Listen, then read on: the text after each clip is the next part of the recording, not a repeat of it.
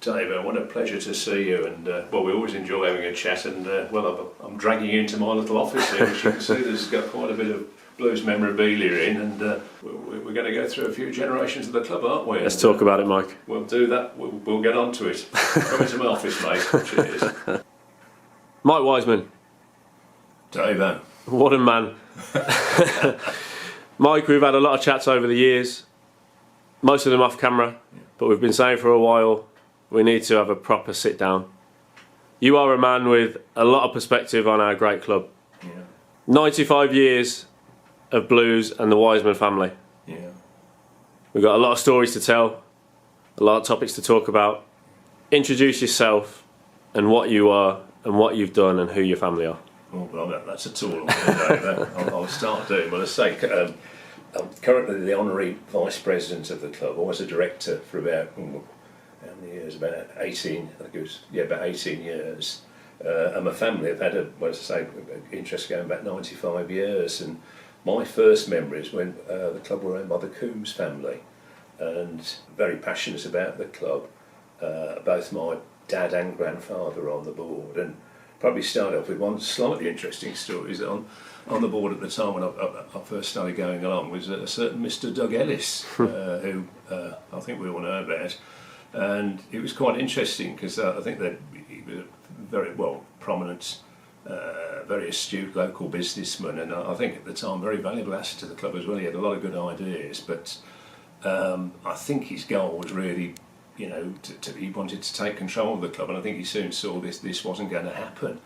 And unfortunately, there was a bit of a parting in slightly awkward circumstances because my father found out that he was negotiating to buy the villa. At the time, we're in dire straits actually, and they had a lovely old chairman called Norman Smith, who was a lovely man, but I think he, just, I wouldn't like to say lost the plot, but things weren't going well really, and I think it was just getting a bit too much for him really, and Doug obviously saw an opportunity there. And anyhow, when my dad found out about this, and Doug was, he was a big persona of Blues, and he used to like to go in the dressing room afterwards with the players and everything. Anyhow, this particular match, my father told everyone, all the other directors, they've got to go home, and anyhow, Doug came up to the boardroom and saw nobody was there, and it was awkward because I think in life, it's, you change your job, don't you? You move house, probably change your wife a few times as well, and I think in this day and age you can even change your sex. That's acceptable, but I think one thing in life we never do is change our football club, and especially I think going from like Blues to Villa, it's just all Villa to Blues. It's just not done, is it really? And so I think, unfortunately for Doug, he had kind of stepped over the line a bit here. So anyhow, I don't know exactly what happened, but I think it might have been a bit tasty. So anyhow, it culminated with Doug having to sign a document resigning that night as a director, and of course he then went on to take control of the villa. And one or two people might argue, well, perhaps if he had got control of Blues, it might have been good, because you can't deny he did a fantastic job at the villa, and he was a very, very clever man. But I suppose it's just, from our point of view, you just don't do what he did, and it was quite amusing because the two of them didn't speak for about 10 years. It was a real riff, but in the end, to be fair, they saw the light. Thought life was too short and patched up, and I would never say became friends, but they tolerated each other, went on football trips together. Yeah. So that was nice. But what was nice, we carried on with the Coombs family, was that we'd been, in the old Division 2, which is now the Championship, and Div 1 was the Premier League. Freddie Goodwin as manager. And what was the nucleus really of a very good youth side really in the team. The star player obviously was Trevor Francis. And we managed to get promotion back up to Div 1. And one particular story of my grandfather does stand out is that the final match, it was neck and neck between us and Millwall for the second promotion spot. And the vital game was a game at Orient, and I think it was on a Tuesday night, and there was the old Brisbane round, about 30,000 packed in there, and I'd say it was, the makeup would have probably been about 15,000 Blues fans, 10,000 Leyton Orient fans, and about 5,000 Millwall fans. So you imagine that it was not going to be the easiest evening, and it was a very, very tight game. Compared to Orient, they you know, they had a real go at us, but we managed to break the deadlock in the second half. I think it was a Gordon Taylor corner, and a great header by Bob Blatchford went in 1-0. And, you know, there we were looking at the promised land. Well, the Millwall fans weren't too happy about this. So, first of all, they stormed the pitch, and the referee that night was brilliant. He said, look, I'm going to keep this game going until midnight. If we have to empty the stadium, we are going to finish this game. So, eventually they got that, and the game did finish well past when it should have done. And I'm afraid the Millwall fans weren't quite done, so they then phoned into the ground saying there was a bomb skid, which the police obviously have to take seriously. So they had to evacuate the main stand, which included the players in the towels outside, you know, while they searched the stands as if there actually was a bomb there. Well, it was of course a hoax, but it had to be taken seriously. But my father was very worried because he couldn't find my grandfather, and the policeman came out very worried, and he said, I'm sorry, I've just encountered an almost impossible situation. I said, what happened? He said, well, there's an elderly gentleman in there, and anyhow, he'd taken a case of champagne into the dressing room, and we informed him that there was a bomb scare. And he looked straight back at me, and he was enjoying his champagne. He said, well, the young man, he said, look, I'm in my 80s. He said, I've been waiting for this moment for ages to see my team back in Div 1.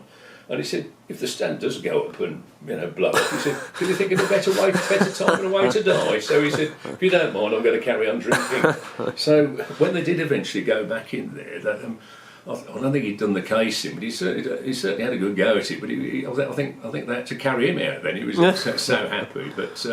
But no, those were great times, and no, we had a good run for a while, and then unfortunately, it was a bit of a dark time that we had the Leeds match, which was terrifying for all of those, and I think the damage that it did to the club, and of course that poor young man got killed by the wall very accidentally, but it was the time of the miners' strike as well. I think there was a political undertone to what happened as well. But this is mid-80s. Yeah, it is, and that knocked the club for six, and unfortunately I think Keith Coombs had probably had enough really, and although we got promoted, it was almost like an anti-climax really, because I remember we won that game 1-0, and I don't know, the next season didn't go well at all, and he decided that enough was enough, and that brought Ken Weldon in then, who was a totally different character. He was going around turning the lights out, and then I think he was famous for on the way back he'd go into a fish and chip shop and do a deal for 30 fish and chips, you know. But to be fair, he always paid his bills, but he did. I don't think he was ever going to be popular with the fans, but he was like a classic company doctor. He did sort out a lot of problems at the club, but in the meantime, unfortunately, although when he left we were financially stable, we'd gone down, I think, a couple of divisions. So, but anyhow, it's crop, and then in came the Kumar brothers, and to be fair, they had a lot of enthusiasm for the club. I think, well, what was it? The one shirt. How do we describe that? Oh God! It's funny because it's actually become seen as a bit of a classic. Oh yeah. In recent years, but at the time it wasn't well received, was it? I don't think it was a fashion item, was it? You go around, but anyway, it was. I suppose it brought attention. Bless them. But if we could describe it, what are we saying? It's like the paint splash, the multicoloured bit of orange, bit of white, and they changed the colour of the badge as well, didn't they? They did, yes. And how did that go down at the time?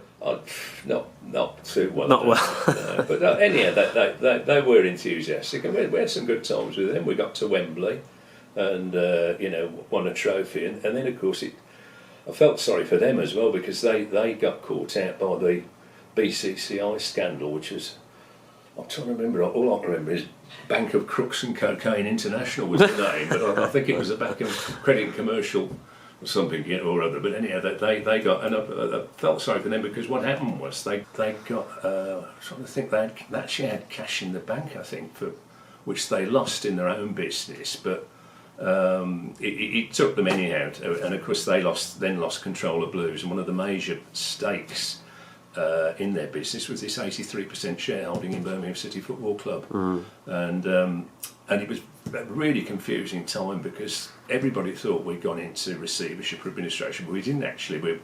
Although we were controlled by the administrators of the Kilgore, we still managed to keep trading, and my father then took control. Then he was chairman for about 6 months, and we managed well.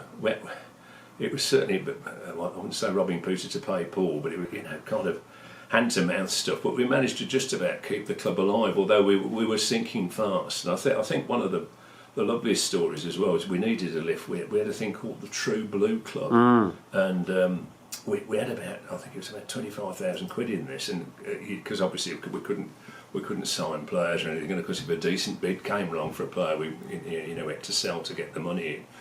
But we were recommended to buy a young lad from Canada called Paul Pesky-Soliday. Yes. And anyhow, I think it was Toronto Blizzard or somebody we were playing for. We put a bid in and we managed to get the deal done. And then at the last minute, I think we hadn't quite got enough, that's right, to buy him. We were just short. And I think one or two were just going to bung him for the rest. But then the pound suddenly had a bit of a rise against the Canadian dollar, and we just managed it. So that gave us a bit of a lift, really, to having signed this player.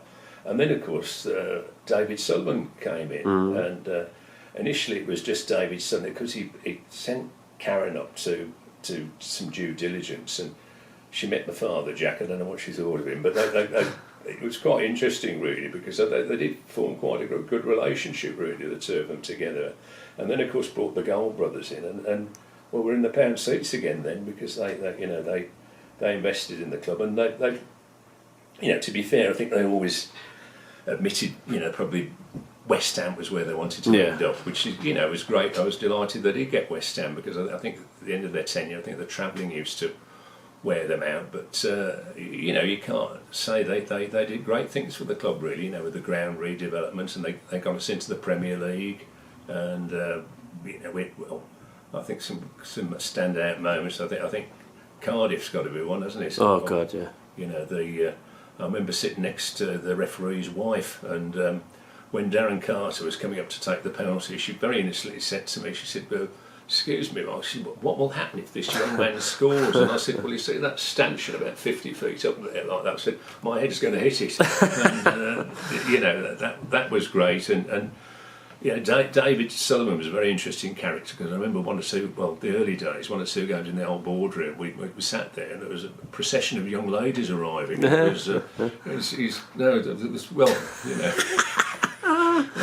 was very impressed actually by some of the company he kept. I think he obviously he's steadied down a bit. He had two lovely sons, but I think it certainly got us attention. Interesting times. It was indeed. Obviously, there was the top shelf connection, which I think everybody was quite interested about. Really, and it was, I think that final, it was quite interesting. It was, you could say, it was that final against Norwich. It was the top shelf versus cooking books. Oh dear. You had to say we came out on top on that one.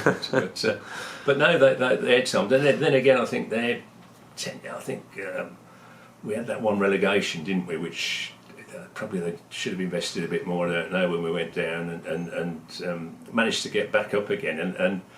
And then in the background as well, there'd been a gentleman called Carson Young, the famous the so-called hairdresser from Hong Kong. And of course, initially he made a bid for the company, but then it never materialised. And then all of a sudden, boomf, back he came. And I think they felt it was time to stand down. Of course, it culminated. Then they were able to, get their beloved West Ham, which was great for them. And then we that was the start of the Chinese ownership, which at the start I think was quite colourful, really. We had some quite interesting characters coming across, and of course we had a bit of success as well. There was a lot of optimism at that time, wasn't there? Yeah, no, they I think it needed a change, and it was good. But we had there was obviously the day, and I still regret myself this day about. Not my grandfather and dad not being there was the day at Wembley, because I think that's something, anybody who was there, you can't take that one away from. Well, what's your memory of that day? I think the first thing I remember is Carson and Co being late for the lunch. I think I had to get up and say something on behalf. Bless them. But that was them, really. So this is at Wembley in the suites? Oh yeah, the official luncheon here hosted by the FA, and loads of dignitaries there and everything like that, and they were late for it, bless them.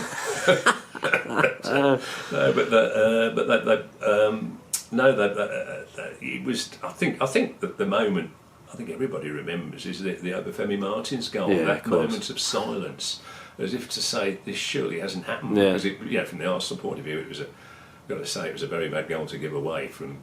But when he put it in the net, it was just it seemed just too simple. It was surreal, wasn't it? Yeah. It was, and there was just that moment. And then you can just see the referee then pointing to give the goal and bang. You know, well, carnage, wasn't it? After that, and you know, it's that was a bit of a blur. Really, I remember. Well, I went back that night, but kind of, you know, stopping at a motorway service station, it was just unbelievable. Everybody coming up, cuddling in, everything. It was, you know, it's just, you can't take it away, can you? No. Really? And it was, the sad thing was that we obviously got relegated that season as well. But I think we, you know, well, I suppose it'd be a little bit to have a few more seasons in the Premier League, but you wouldn't want to not have. We wouldn't change it, would we? No, I don't think we would really. And then of course I think Carson's problems came to light then, because I remember from at Tottenham he just stormed out and thought something's not right here, and obviously this money laundering thing and everything caught up with him. But we battled on, didn't we? Because we had the Chris Hughton season. It was a good season. Yeah, played good football. Oh, they did, yeah. And I think it was probably one of the booze-ups of the century in Bruges, wasn't it? That square was unbelievable. They, you know, it was. I think the other story, I had to go to the official luncheon at the town hall, and I was collected and escorted, and we just went on the fringes of the square, and there was a lovely Belgian lady with a little umbrella showing some Japanese tourists around. And because the square, I've actually been to Bruges in normal times. Okay. It's a beautiful city. That square is magnificent, all the statues and everything. Well, I think every statue was adorned with a blue and white scarf, and I don't know if it was Reddish Blues or not, but somebody got the flag hanging out the bell tower as well, you know, just for good measure.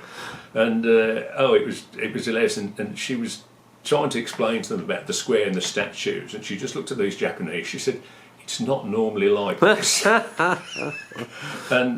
I think that the other my standout memory of that is we'd had I went to the lunch and I'll go by myself as I joined in, had a few drinks in the square with people because it was. That's not like you, Mike. Oh no, not at all, not at all. No, I remember I was smoking a big cigar as well, enjoying myself going round, and somebody tweeted something. I was Churchillian on the day, but what did happen that day, and I think this is probably one of the proudest moments of a Blues fan, is I think it was the number 22, I'm trying to think of his name, but we had the most lovely letter before the game from a Bruges fan.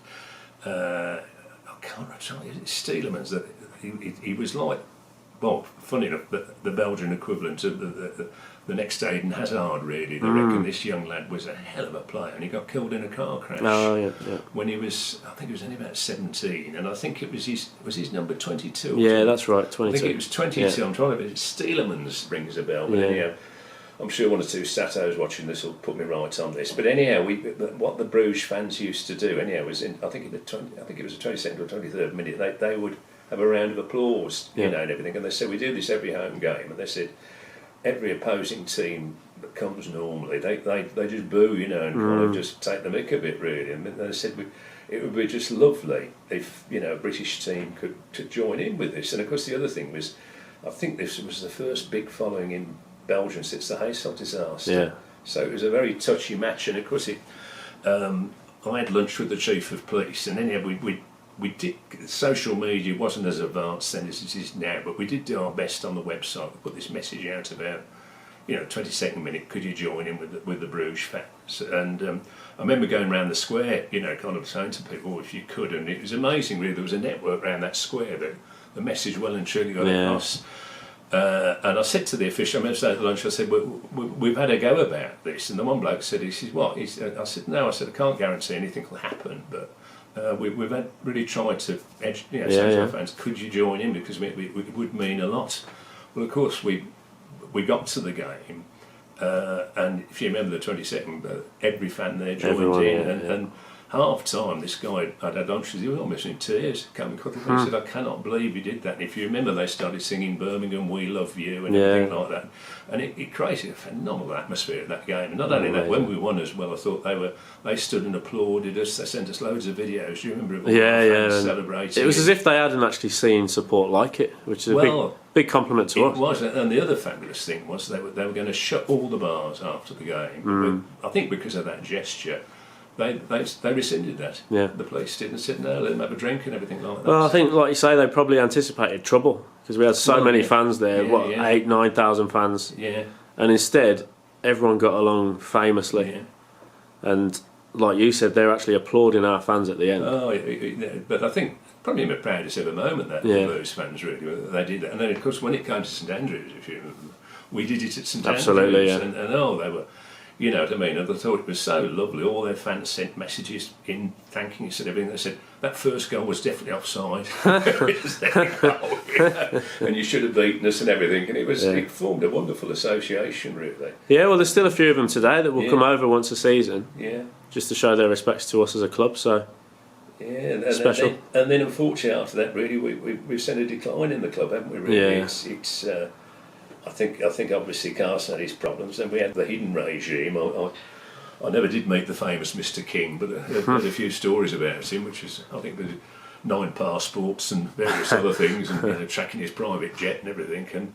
But you know, and then there's some strange people because he appointed a guy called Dong to run the club, who was, I must say, from my point of view, was great to me, and he was very respectful towards my mother. I'll never forget that. He came to my mother's funeral and everything, but he I don't know, he's quite cut out to do it. And of course, the one moment I'll never forget is after we lost at home to Millwall under Gary Mank's tenureship, when he just went berserk and he smashed up the photo of the Carling Cup team, and you know, that was a real shame, that was. And I don't know, one thing I want to mention to the new owners, if we could get that reinstated somewhere, because it's a shame. It was a fabulous photo, but it's I think it probably just got to him really that, you know, he wasn't achieving the success he hoped for, and but then as I say, he departed, and then we were a rudderless ship, and then, you know, lo and behold, we've got rescued again, and what a joy it's been to meet all the guys from NED Capital.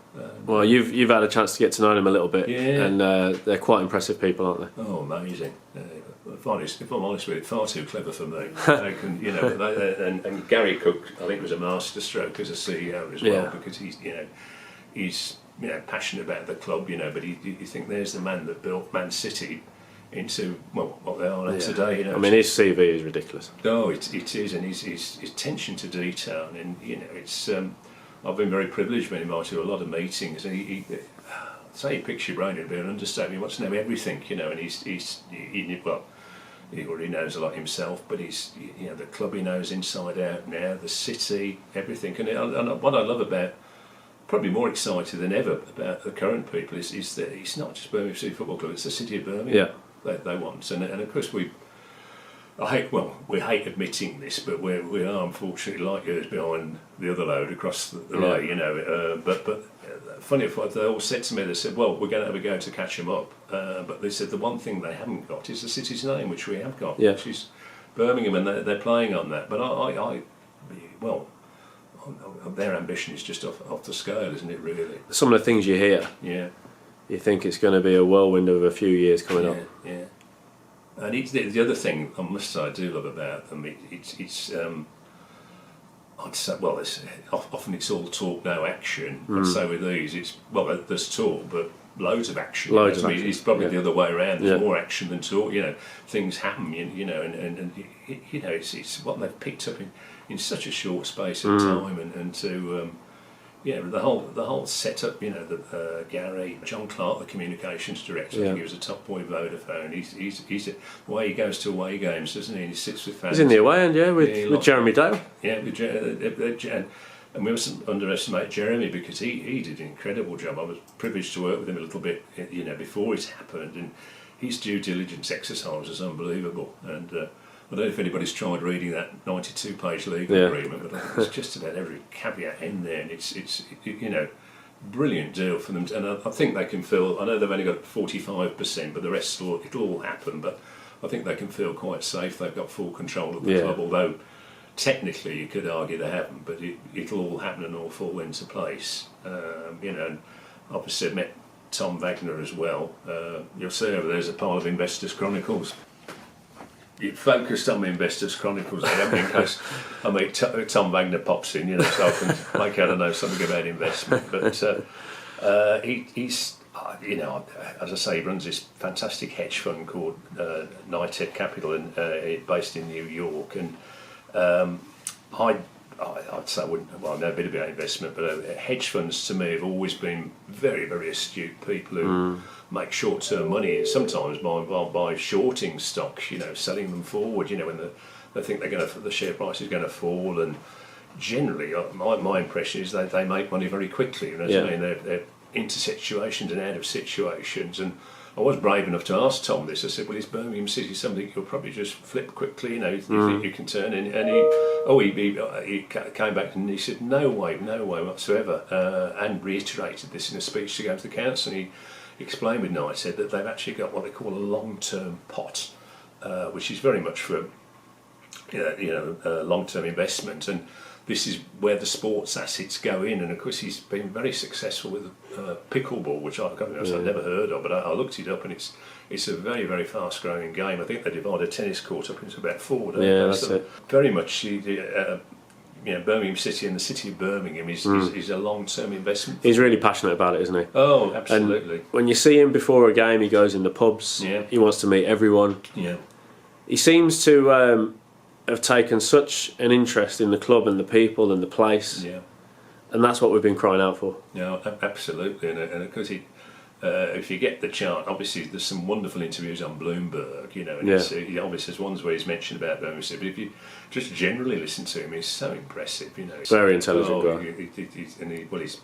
His CV is unbelievable, isn't it? Where he's been, he rose through the ranks, and he's obviously achieved what he's got. And the other interesting thing is his association with Tom Brady. Wow.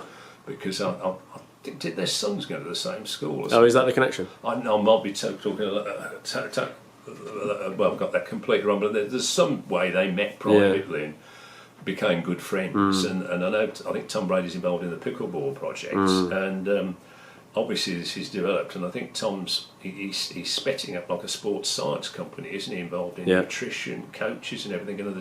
There's been 2 guys over, haven't there, recently? That's it, assessing all the injuries and everything. And I think apart from just the name of Tom Brady being associated with Birmingham City, I think he's actually going to be a wonderful addition to the team in terms of what he's going to do for us. And I think he's going to be very hands-on, really, with the chair of his advisory committee. And I've had the privilege to meet him a couple of times. And what was he like?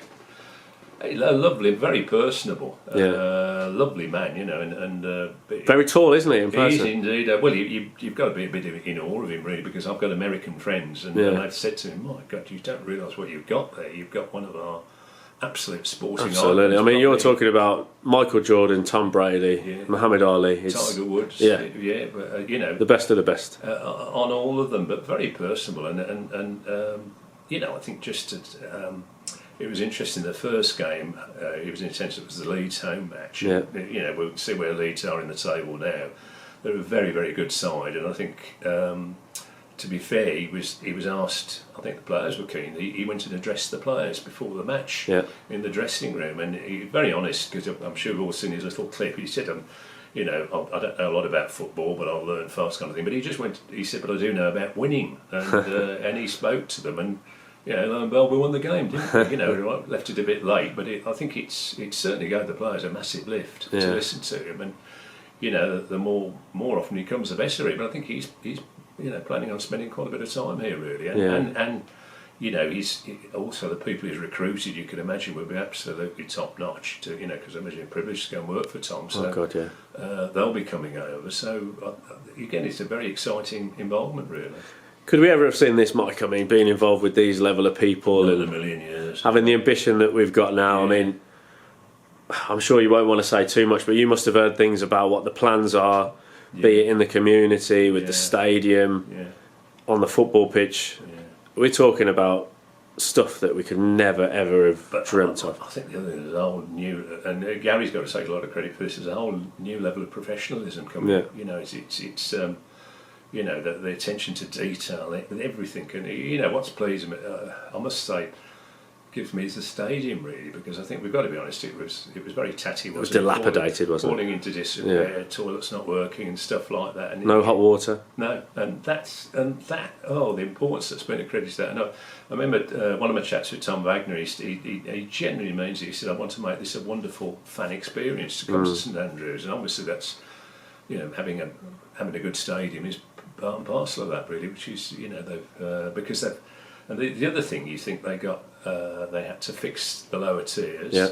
which we all know is a massive cost. I don't Yeah. think there was much change out of probably say about 10 million quid for doing that. They had the Buckingham Group go bust on them as well, but Yeah. they just coped with that. They sorted that situation out, but they spent way more than that on other things, haven't they, in the stadium? You know, From what I heard, we were already talking about near enough 20 million on the ground sure. and the 2 training grounds. I think another thing, you know, they've looked at, they're funny, if the first game they came to was the game against Sheffield United, and I remember apologising to Tom Wagner. I said, I'm really sorry about what you're going to see now, because, you know, tatty ground, not very good team, and, you know, we'll probably be outplayed here. And to be fair, it was 2-1 that day, wasn't it, with a late goal, and he said, not at all. He said, this is what I call potential. Wow. And that was his statement, and he's certainly living up to it. And I think they've analysed, like Sheffield United and Burnley, I think definitely, but, you know, the 2 teams last year, weren't they? Yeah. They had a style of play, and of course they're both struggling this season. And I think their attitude is they don't only want to get to that level, they want to get to a level beyond it if we go up, so that we'll actually go up and hold our own, you know, which is a very tall order these days, because I think the gulf is ever widening, isn't it, between absolutely. the Premier League and the Championship. And I think they've taken all this into account, really, and I think this is where they feel that, you know, we've got to produce something very special on the playing field to, you know, well, not only achieve promotion, but to go up there and, you know, stay up there, you know, in the Premier League, because that's another massive job, isn't it? Oh God, yeah. And you know, but look, to even be talking about the hopes of going up to the Premier League, well, could never have imagined it. What, 6-7 months ago? Not at all. Well, it was going the other way, wasn't it? Really? Yeah. So I think it was our worries, wasn't it? we need to keep in mind how far we've come. There's plenty of work to do. Yeah. I mean, we've spoken off camera about the atmosphere, and we'd love to see that place packed out again. Yeah. As you've seen it plenty of times in the past. I mean, you've told me about days where you've seen 60,000 in there. Oh, yeah. So they're well aware of it, but there's a lot that needs to be done to bring the fans back, bring new fans in, and hopefully we'll start to see that. Because those new lower tiers, they're there, they're open, they're nowhere near full, and we need the people in.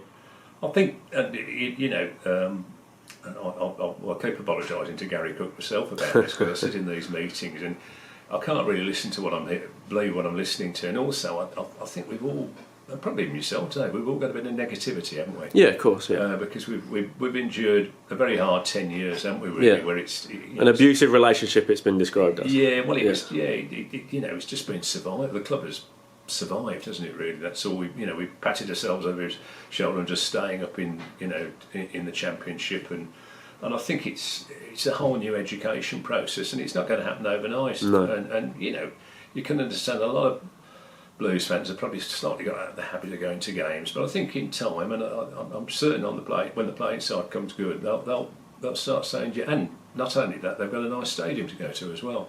What's your message then to maybe the Blues fan out there who used to be a season ticket holder, got out of the habit, doesn't go down there anymore, is looking at what's happening and saying, should I, shouldn't I? What do we say to them to get them back in?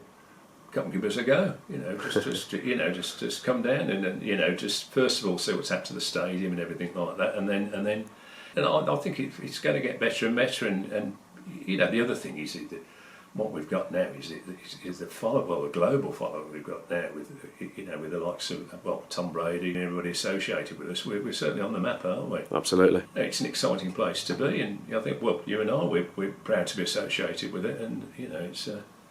Always have been proud, Mike. Always will be, yes. But nice to be in this moment. More proud. Yeah. Well, Mike, you're a man of great knowledge, connections, experience. You live and breathe blues. Oh yeah. So it's a pleasure to chat to you. Absolutely. Keep right on, David. And before we leave, I want to take a look at some of this memorabilia. Oh, do you? All right. Show me around, Mike. Right here. Let's have a look at the picture behind you. I do apologise about the mess in this office. I just trying to pretend to do some work, you see. You're so hard working, you haven't got time to clear it up. This is the 1936 team, and that's my grandfather. When was that? 2009. So we're actually doing okay then, weren't we? Yeah. Had that season finished 9th in the Premier League, and then went on to Wembley. Yeah. There's one of Jack. It's a bit young, a bit more hair then. You've got to have a picture of the boy up, haven't you? Oh God. How sad was that? Everyone's heard the famous fridge story by you now, Mike. Oh, dear, that's one of the old St Andrews there. There's the Spine Cop. Remember, that's when we could get 60,000 in the ground. There's the Old Tilton Road as well. So this appeared a kind of a long service award. This was 90th birthday. Yeah. That was Sir Stanley Matthews, wasn't it? And then it was this one we made of this takes pride of place. These two pictures of both of them, and just no, they're not doing anything that way. But both of them at St Andrews. That was a picture done at the also windscreens final. What a day that was, Mike, eh? That was Carlisle, wasn't it? Yes, that was amazing, wasn't it? That was the Barry Fridays as well. That was another day that sort of showed the world the potential of Birmingham City. Oh, it did. Well, didn't we have more fans there than the cup final? We did, yeah. Yes, yeah. It was incredible. In fact, Carlisle brought a decent slug as well, didn't they? Brought about 25,000. But it was lovely that, because I think most people who wanted to go actually got a ticket that day, didn't they? About 50,000 fans we had. 50,000 Blues at Wembley. Yeah. Oh, that was great. He got the OBE, my granddad did, but services to football. So, we're going to have semi-useless in there. Who's in this one then, Mike? Sammy Yu, myself, Carson Young, Vico Hoy and Peter Pano. This particular picture, David, when Carson got sent to prison for money laundering, he actually made Sky News, and luckily it was just on the overseas version. But Don't tell me they showed that picture. This picture here was the picture that came up on Sky News abroad, not UK, thank God. Thank God. Still got a load of texts from people on holiday saying, "Oh my God, how many years you got?" That was a bit embarrassing, that was.